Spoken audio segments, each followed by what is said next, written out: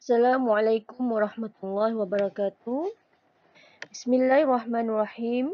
Alhamdulillahirabbil alamin.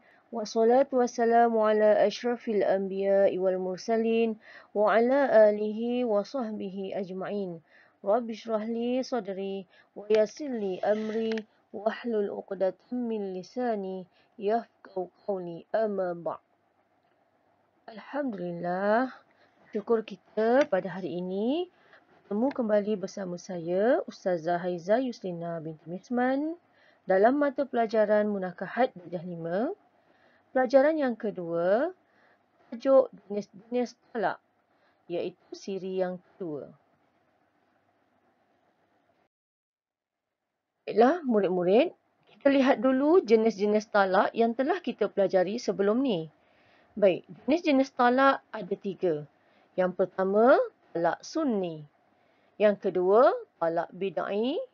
Dan yang ketiga, talak bukan sunni dan bukan bid'ai. Baiklah, talak sunni ialah talak yang dilakukan mengikut sunnah. Contohnya, talak yang dijatuhkan ketika isteri suci. Maksud isteri suci, isteri itu dalam keadaan suci, tidak ada keluar darah haid. Dan ketika isteri sedang suci, suami tidak menyetubuhi isterinya dan kemudian dia telah menjatuhkan talak. Jadi itu dinamakan talak sunni. Talak yang dilakukan mengikut sunnah. Yang kedua, talak bid'ai. Talak bid'ai ialah talak yang dijatuhkan tidak mengikut kaedah syarak. Contohnya, talak yang dijatuhkan ketika isteri suci tetapi setelah disetubuhi. Maksudnya, isteri itu sedang suci, tidak keluar darah haid, tetapi dia telah menyetubuhi isterinya. Kemudian dia telah menjatuhkan talak. Maka ini dinamakan talak bid'ai. Talak yang dijatuhkan tidak mengikut kaedah syarak. Yang ketiga, talak bukan sunni. Dan juga bukan bid'ai. Maksud talak bukan sunni dan bukan bid'ai, maksudnya talak yang tidak termasuk dalam jenis sunni atau bid'ai. Contohnya, isteri yang terlalu tua yang sudah putus haid. Sebelum ni kita dah pelajari ya. Berkaitan dengan jenis-jenis talak. Baiklah, seterusnya kita akan tengok slide yang seterusnya. Seterusnya, kita lihat bagaimana cara untuk melakukan talak. Cara untuk melakukan talak yang pertama, menjatuhkan talak mengikut cara yang dibenarkan oleh syarak berdasarkan Al-Quran, As-Sunnah dan Ijma' ulama'. Yang kedua, menggunakan lafaz sharih. Apa maksud lafaz sharih? Maksud lafaz sharih ialah lafaz yang jelas. Lafaz yang jelas yang menunjukkan maksud cerai ataupun maksud talak dan tidak membawa maksud dengan makna yang lain. Contoh lafaz sharih ialah saya ceraikan awak, atau aku bebaskan engkau, atau aku talakkan engkau. Itu adalah contoh lafaz sharih. Yang ketiga, cara nak melakukan talak yang ketiga ialah menggunakan lafaz kinayah dengan niat.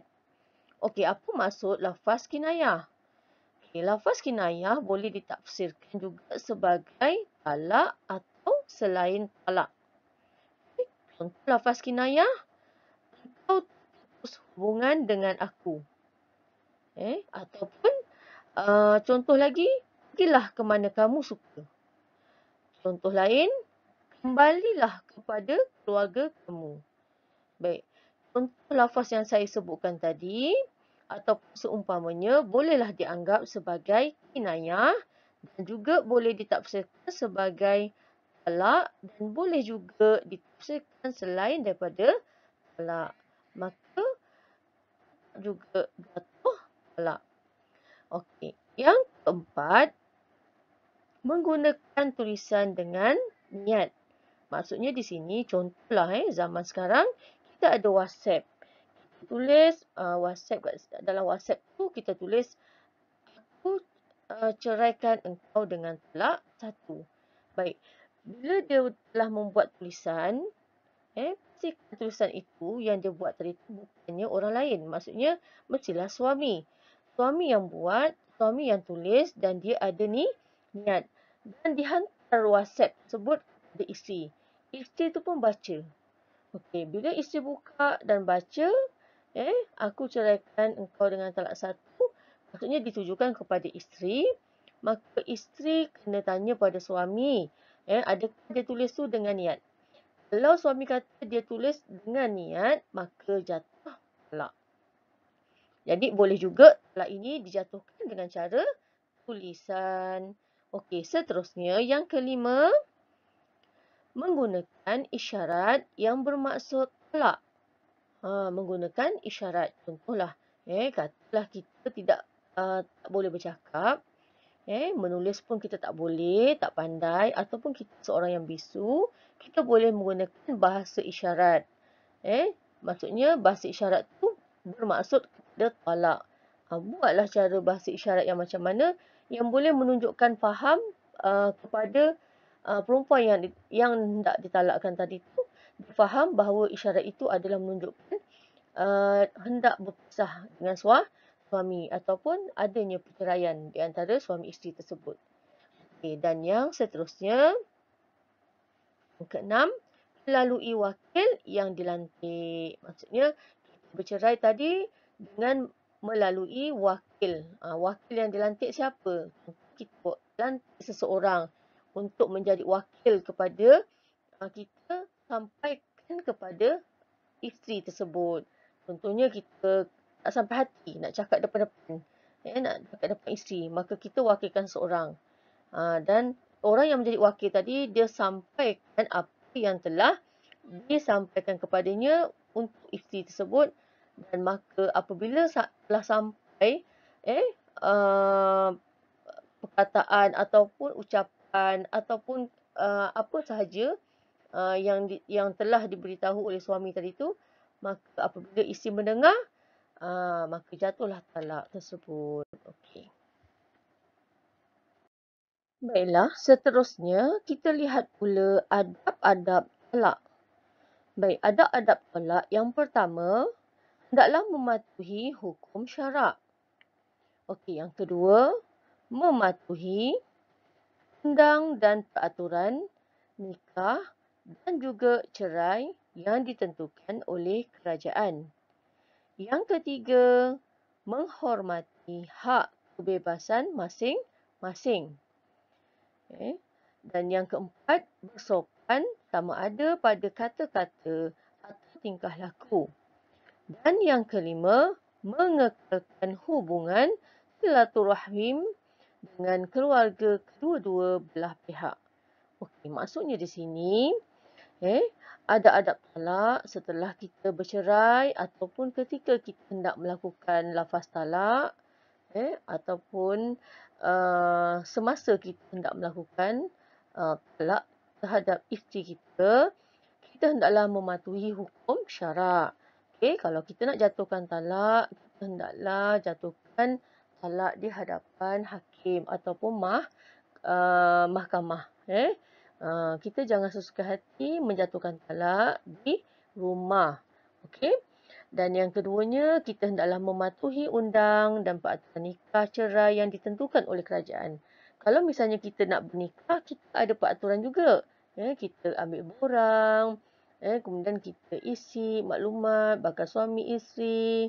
Kemudian kita kena cari saksi, siapa saksi kita, saksi bagi lelaki, saksi untuk pengantin perempuan.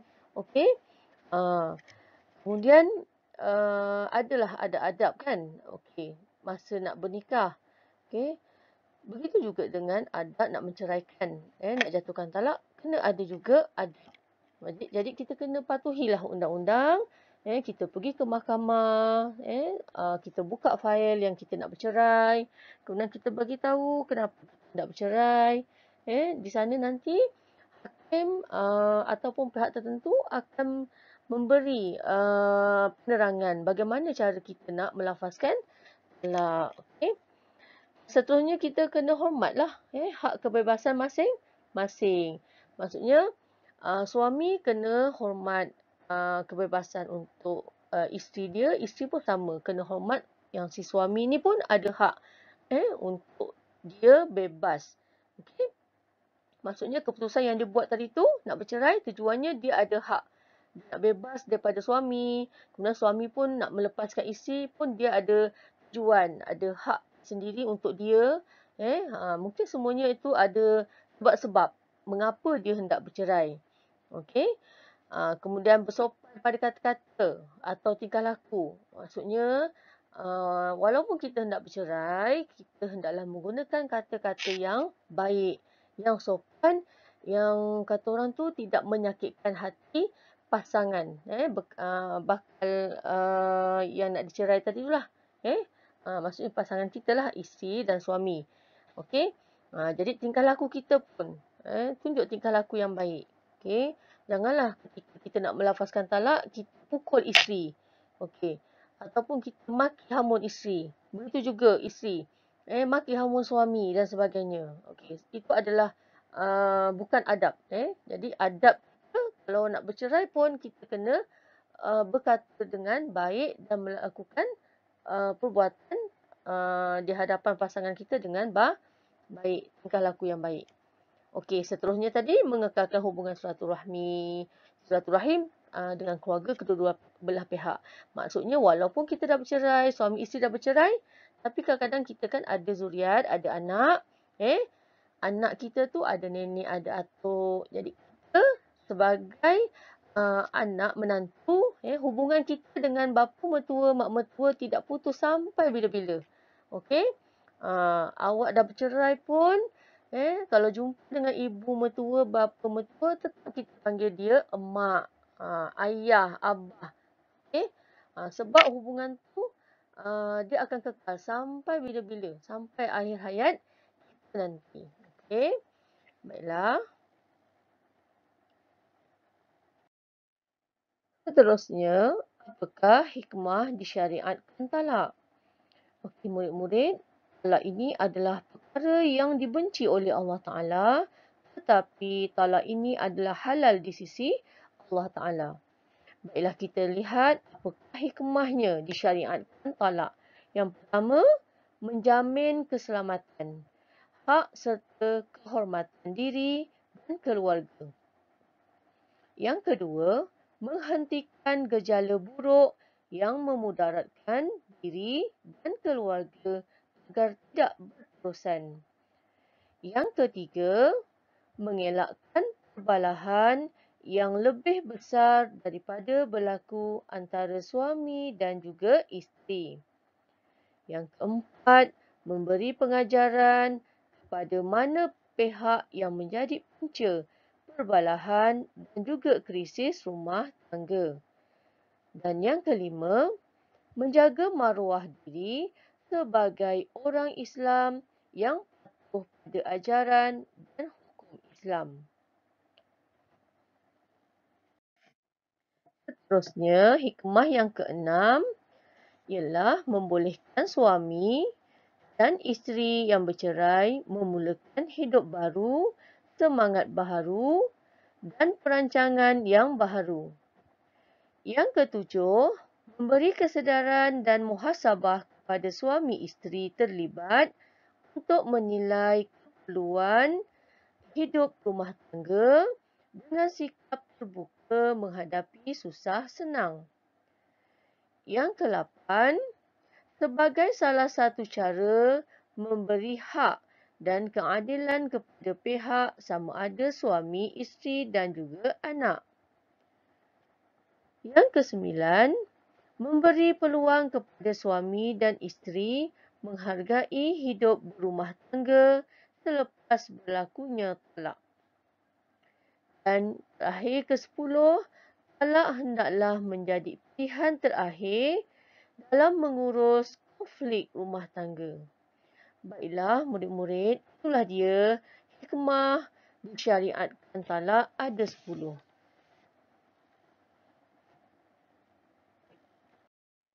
Wallahu a'lam bisawab. Alhamdulillah, sampai di sini sahaja pelajaran kita pada hari ini.